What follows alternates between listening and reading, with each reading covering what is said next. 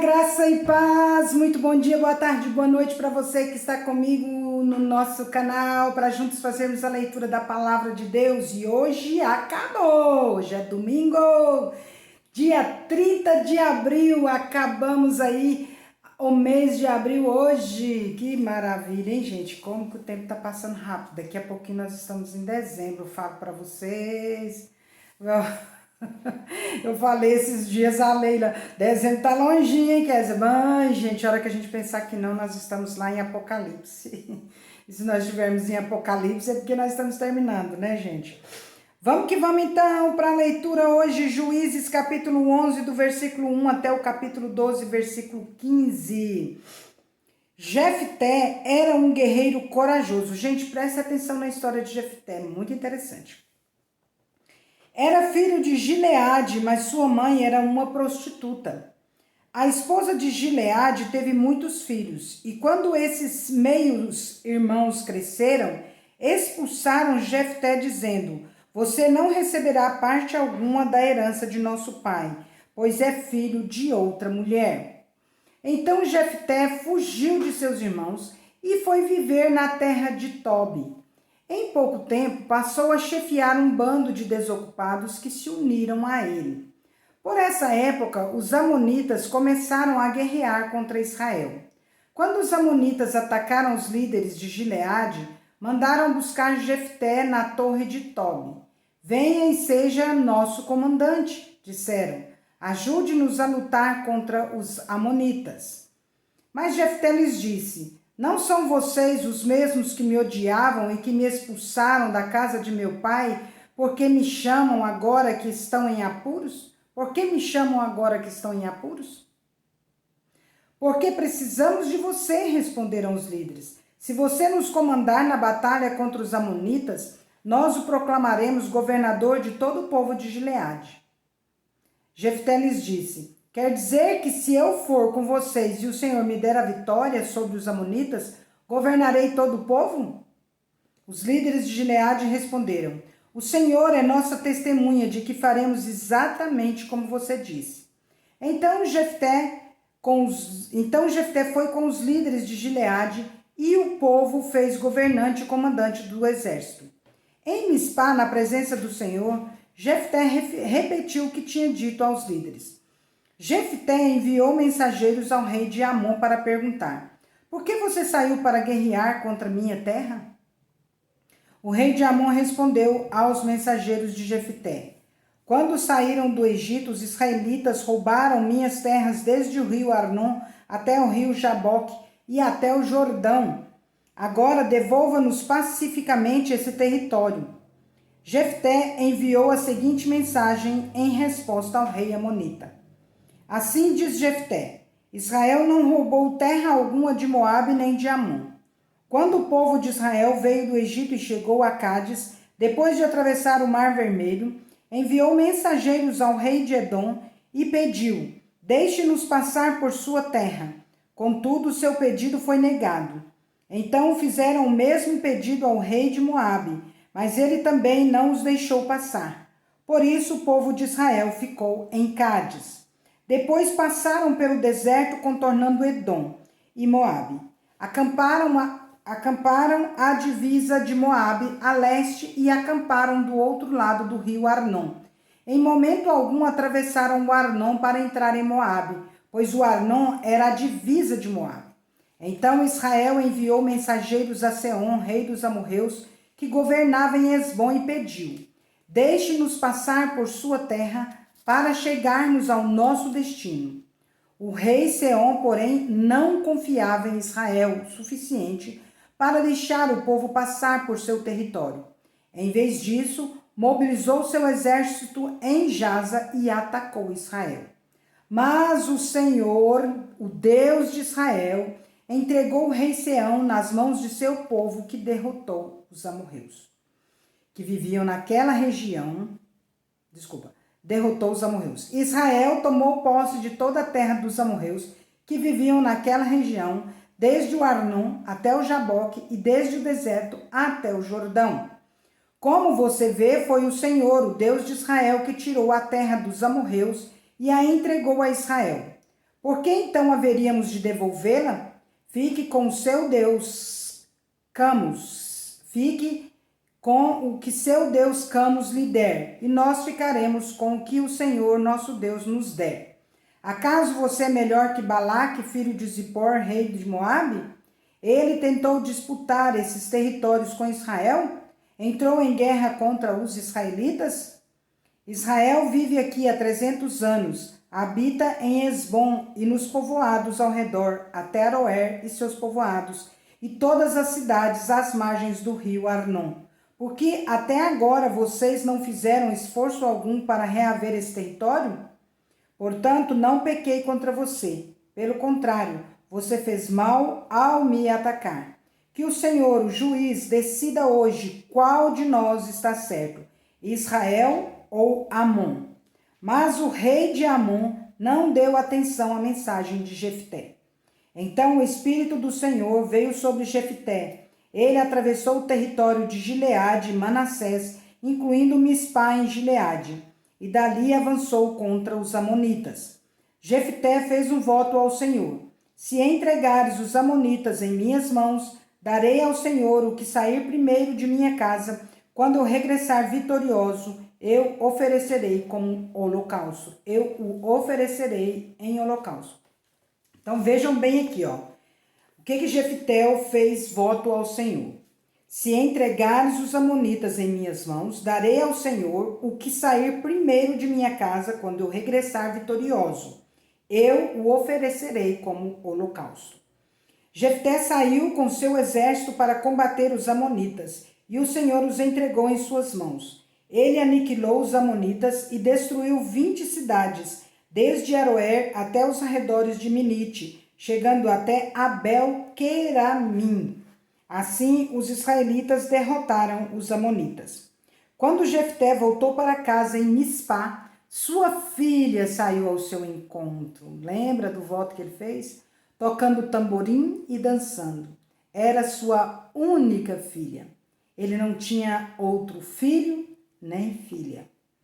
Quando Jefté a viu, rasgou as próprias roupas e gritou: "Ah, minha filha, você acabou comigo. Trouxe desgraça sobre mim. Fiz um voto ao Senhor e não posso voltar atrás." E disse: "Pai, se fez um voto ao Senhor, faça comigo o que prometeu, pois o Senhor lhe deu grande vitória sobre seus inimigos, os amonitas. Mas primeiro, permita que eu ande pelos montes e chore com minhas amigas por 2 meses, pois morrerei virgem." "Pode ir", disse Jefté, e deixou que ela se ausentasse por 2 meses. Ela e suas amigas foram para os montes e lamentaram, pois ela jamais teria filhos. Quando ela voltou para casa, seu pai cumpriu o voto que havia feito e ela morreu sem ter tido relações com homem algum. Por isso, tornou-se costume em Israel as moças israelitas saírem por 4 dias todos os anos para lamentar o destino da filha de Jefté de Gileade. Há de se entender aqui, né, segundo os historiadores, que Jefté não matou sua filha em holocausto, né? Ele ofereceu ela em holocausto como para Deus, como Samuel foi oferecido pela mãe dele, né, por Ana, para Deus. Então a filha dele passou, segundo os historiadores, né, a habitar no templo e não poderia se casar. Então ele ficou sem filhos e sem descendência, porque a filha dele não poderia se casar. Assim, os estudiosos, né? Então os homens de Efraim mobilizaram um exército e atravessaram o Jordão para Zafon. Enviaram a seguinte mensagem a Jefté: "Por que você não pediu nossa ajuda para lutar contra os amonitas? Vamos queimar sua casa com você dentro." Jefté respondeu: "Eu os convoquei no início do conflito, mas vocês se recusaram a vir. Não nos ajudaram na luta contra Amon. Por isso, quando vi que vocês não viriam, arrisquei a vida e saí para a batalha sem vocês, e o Senhor entregou os amonitas em minhas mãos. Por que agora vocês vêm lutar contra mim?" Os homens de Efraim responderam: "Vocês de Gileade não passam de fugitivos de Efraim e Manassés." Então Jefté reuniu todos os guerreiros de Gileade, atacou os homens de Efraim e os derrotou. Os homens de Gileade tomaram os pontos mais rasos de travessia do Jordão, e sempre que um fugitivo de Efraim tentava voltar para a outra margem, eles o confrontavam. Você pertence à tribo de Efraim? Perguntavam. Se o homem negasse, eles o mandavam dizer Shibolete. Se ele era de Efraim, dizia Sibolete, pois o povo de Efraim não conseguia pronunciar essa palavra corretamente. Então eles o capturavam e o matavam no lugar de travessia do Jordão. Ao todo foram mortos 42 mil homens de Efraim naquela ocasião. Jefté julgou Israel durante 6 anos. Quando morreu, foi sepultado numa das cidades de Gileade. Depois que Jefté morreu, Ibzan de Belém julgou Israel. Ele teve 30 filhos e 30 filhas. Deu suas filhas em casamento aos homens de fora de seu clã e trouxe 30 moças de fora de seu clã para se casarem com seus filhos. Ibzan julgou Israel durante 7 anos. Quando morreu, foi sepultado em Belém. Depois que Ibzan morreu, Elon, da tribo de Zebulon, julgou Israel durante 10 anos. Quando morreu, foi sepultado em Ajalon, no território de Zebulon. Depois que Elon morreu, Abdon, filho de Iléu, de Piratom, julgou Israel. Ele teve 40 filhos e 30 netos que montavam 70 jumentos. Abdon julgou Israel durante 8 anos. Quando morreu, foi sepultado em Piratom, no território de Efraim, na região montanhosa dos Amalequitas. João, vamos entrar aqui em João, né? Nós vamos ler o capítulo 1, dos versos de 1 a 28 do Evangelho de João. Porém, antes, como de costume, né? Nós vamos fazer a leitura aqui da introdução do livro de João, né? A introdução do livro de João na Bíblia do comentário expositivo de Hernandes Dias Lopes. Então, venham comigo. Perdão aqui, vamos lá. João, a introdução. Esse evangelho é o pináculo da revelação bíblica e o mais lindo do mundo. Sua mensagem tem levado multidões sem conta aos pés do Salvador. Estudar esse livro é entrar no Santo dos Santos, além do véu, e contemplar as glórias do Filho de Deus. Os 3 primeiros evangelhos são chamados sinóticos, porque têm grandes semelhanças entre si. João, porém, distingue-se dos demais em seu conteúdo, estilo e propósito. Esse é o evangelho mais teológico de todos, escrito para enfatizar a verdade de que o Filho de Deus, o Verbo eterno, se fez carne e habitou entre nós. O propósito foi levar os leitores a uma confiança inabalável em Jesus como condição indispensável para receber a vida eterna. Para provar essa verdade, João lista 7 milagres de Jesus. A transformação da água em vinho, no capítulo 2, dos versos de 1 a 11, dos versículos de 1 a 11. A cura do filho de um oficial, capítulo 4, de 46 a 53. A cura do paralítico de Betesda, 5, de 1 a 9. A multiplicação de pães e peixes, 6, de 1 a 13. A caminhada sobre o mar, 6, de 12 a 21. A cura do cego de nascença, 9, de 1 a 7. E a ressurreição de Lázaro, no capítulo 11, de 1 a 44. Nessa mesma toada, ele seleciona 7 afirmações de Jesus que remetem os leitores à revelação que Deus fez de si mesmo a Moisés no Monte Sinai. Eu sou o que sou. Êxodo 3,14. Desta forma, Jesus se identifica como Deus. Eu sou o pão da vida. Capítulo 6, versículo 35. Eu sou a luz do mundo. Capítulo 8, versículo 12. Eu sou a porta. Capítulo 10, 9. Eu sou o bom pastor. Capítulo 10, 11. Eu sou a ressurreição e a vida. Capítulo 11, 25. Eu sou o caminho, a verdade e a vida. Capítulo 14, 6. Eu sou a videira verdadeira. Capítulo 15, 1. As obras de Jesus e suas declarações levam-nos inconfundivelmente à conclusão de que ele verdadeiramente é o Filho de Deus. Esse evangelho é endereçado ao público geral, judeus e gentios, possuindo abrangência universal. Amanhã nós leremos a autoria e data. Continuando então, João, capítulo 1, dos versículos de 1 a 28. No princípio, aquele que é a palavra já existia. A palavra estava com Deus e a palavra era Deus. Ele existia no princípio com Deus, por meio dele, Deus criou todas as coisas e sem ele nada foi criado. Aquele que é a palavra possuía a vida e sua vida trouxe luz a todos. A luz brilha na escuridão e a escuridão nunca conseguiu apagá-la. Deus enviou um homem chamado João para falar a respeito da luz, a fim de que por meio de seu testemunho todos crescem. Ele não era a luz, mas veio para falar da luz. Aquele que é a verdadeira luz que ilumina a todos estava chegando ao mundo. Veio ao mundo que ele criou, mas o mundo não o reconheceu.